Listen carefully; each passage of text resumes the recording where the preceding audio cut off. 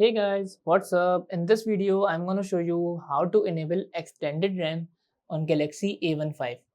So for this, all you guys have to do just go to settings and then scroll it down. So we have option of device care.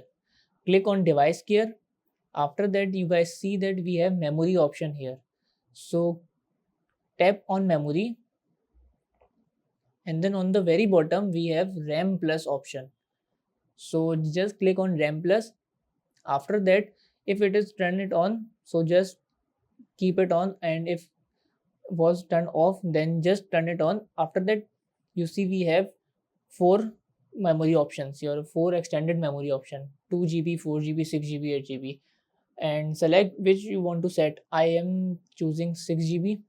After selecting, then the notification appear that to change the amount of internal storage used as a virtual memory, your phone needs to restart. So just click on restart, and then after restarting, your extended RAM will be 6 GB.